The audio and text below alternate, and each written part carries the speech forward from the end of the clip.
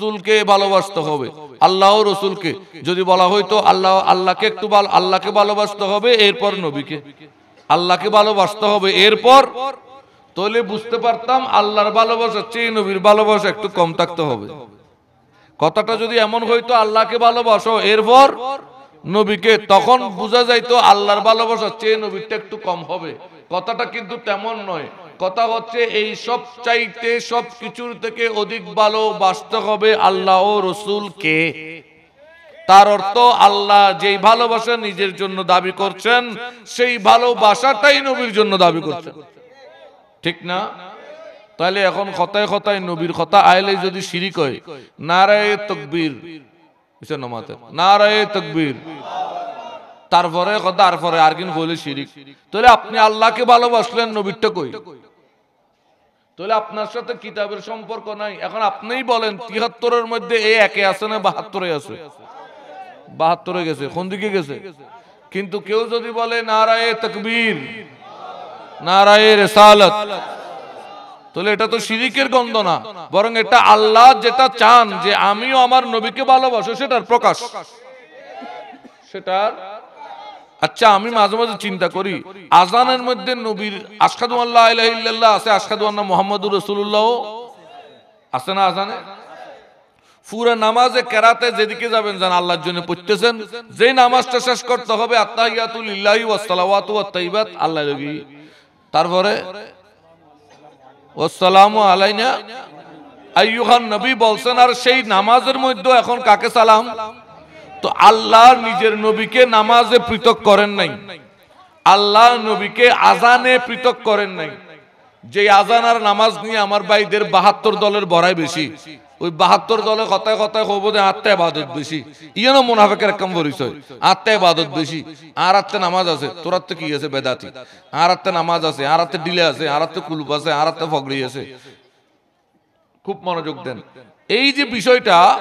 তো তাদের মধ্যে একটু দেখেন, আজানে এক আল্লাহ রসুল, আশহাদু আল্লা ইলাহা ইল্লাল্লাহ ওয়া আশহাদু আন্না মুহাম্মাদুর রাসূলুল্লাহ, আজানে আছে না? নামাজেও রসুলের নাম সালাম। আল্লাহ নবীকে নামাজেও পৃথক করেন নাই, আজানেও পৃথক করেন নাই, তাকবীরের বেলায় শুধু নারায়ে তাকবীর, এরপরে নাই। তোমরা পৃথক করে কেন দিলে? তাহলে বোঝা যায় এটা কোন দলের পরিচয়। ৭২ ক্ষত ৭২, আর আছে কি ক্ষত একত, আর আছে কি ক্ষত, আর ৭২-এর ভিতরে নাই। এই ৭২-এ যে আপনি নাই তার পরিচয় কি? আমি বলেছিলাম আপনাকে যদি বলি আল্লাহ, রসুল, ফেরেশতা, কিতাব, এক একটা মশলা আকীদার পার্থক্য শিখাইতে যায় অনেক টাইম লাগবে। এত টাইম আপনার নাই, আমারও নাই, আর আপনিও জানার জন্য আমারও তো আইতেন না। আর আকি ডাকি ডাকি এটা ইসলাম ফেরিওয়ালার ইসলাম ন, যে ফেরিওয়ালার মতো আপনার গাড়ার দুয়ারে যে ব্যানগাড়ি গড়ি গড়ি তোমার বেশি। এই ফেরিওয়ালার ইসলামটাও ৭২ দলের ইসলাম। দেখবেন ব্যানগাড়ির মতো লই যে আপনার ঘরের মধ্যে লই যে ফ্রি বই ধরাই দিব, ফ্রি লিফলেট ধরাই দিব, ফ্রি বই দিব, দেন ন দেরুম ফ্রি ফ্রি লই যে ঘরের ঢুকাই ন দে। এই ফেরিওয়ালার মতো ইসলাম, তার মানে এটাও ৭২। ইব কত? ৭২। ফেরিওয়ালার ইসলাম নাই, ৭২। তো মনোযোগ দেন, সহজেই আপনি কিভাবে বুঝবেন ইমানের পরিচয়টা? আল্লাহ কোরআনে বলছে আমার নবীকে অধিক ভালো, ওই ভালোবাসা যেটা আমি আল্লাহর জন্যই আছে। এই জন্যই হাদিস শরীফের মধ্যে আসছে, বুখারী শরীফে আছে 15 নম্বর হাদিস, সহিহ বুখারীর, অধ্যায়ের নাম ইমানের চিহ্ন, আলামতে ইমান।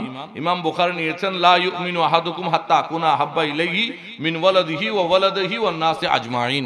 আল্লাহর প্রিয় রাসূল বলছেন, তুমি তোমার পিতামাতা, তোমার সন্তান সন্ততি, তোমার যত মানুষ মণ্ডলী, যত বন্ধু বান্ধব, যত স্বজন আছে, মানুষ আছে পৃথিবীতে।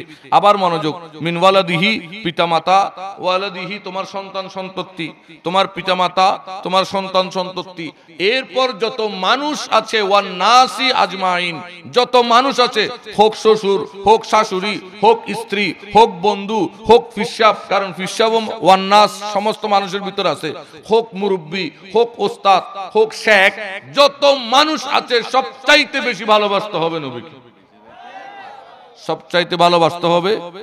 এই সবচাইতে বেশি রসুলকে ভালোবাসার নাম ঈমান। সবচাইতে বেশি রসুলকে ভালোবাসার নাম এই আপনি 72 আর 1 বুঝবেন কি করে? একটা জিনিস, যে লোকটা নবীকে কতটুকু ভালোবাসে। আর আপনি যাকে ভালোবাসবেন আপনি কখনো বলতে পারেন না ওকে সম্মান করা বেদাত, সম্মান করা শিরিক না, এটা হইতেই পারে না।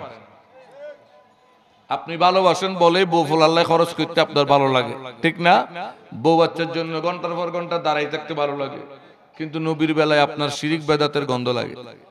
এই যে ঈমানের সবচেয়ে বড় পরিচয় হচ্ছে এটা। এই জন্য ইমাম নাসাঈ রাহমাহুল্লাহ ওনার সুনানে নাসাঈর মধ্যে একসাথে 2টা অধ্যায় করেছেন। প্রথম অধ্যায়ের নাম দিয়েছেন আয়াতে মুমিন, পরের অধ্যায়ের নাম দিয়েছেন আয়াতে মুনাফিক। তো উনি সেখানে হাদিসটা এনেছেন। উদ্দেশ্য এটাই যে ঈমানের চিহ্ন হচ্ছে হুব্বে মুস্তাফা, ঈমানের চিহ্ন হচ্ছে হুব্বে রসুলের প্রতি মহব্বত, রসুলের আহলে বাইতের প্রতি মহব্বত, হযরতে মাওলা আলী কাররামাল্লাহু ওয়াজহুর মহব্বত, সাহাবায়ে কেরামের প্রতি তাজিম, এগুলো হচ্ছে ঈমানের পরিচয়। ঈমানের কোন ব্যক্তি কোন সাহাবীর নাম নিচ্ছে কিন্তু নেওয়ার সময় হযরত বলে না, রহমতুল্লাহ আলাইহিও বলে না, এমন ভাবে নাম না যেটা তার বন্ধু। হ্যাঁ, আবু বকর হই, আবু বকর বেতর কি রে, ওমর হই, ওমর বেতর কি। এই যে সাহাবায়ে কেরামের নাম নেওয়া পর্যন্ত, তার নাম নেওয়ার মধ্যে পর্যন্ত আদব নাই, ভক্তি নাই, শ্রদ্ধা নাই, ভালোবাসা নাই, সাথে সাথে বুঝে নিবেন একের মধ্যে নাই, ক্ষতর ভিতরে গেই, ক্ষতর গেই। এই আমরা সবাই একের মধ্যে, তাদের মূলে 72। আমরা সবাই একের মধ্যে, তারা সবাই সত্য মিথ্যার দ্বন্দ্ব চলবে যুগ থেকে যুগান্তর। আমরা সবাই একের মধ্যে, তারা সবাই 72। আল্লাহ আপনাদের আমাদের বুঝার তৌফিক দান করুক। ওয়া আখিরু দাওয়ানা আলহামদুলিল্লাহি রাব্বিল আলামিন। আসসালামু আলাইকুম ওয়া রাহমাতুল্লাহি তাআলা ওয়া বারাকাতুহু।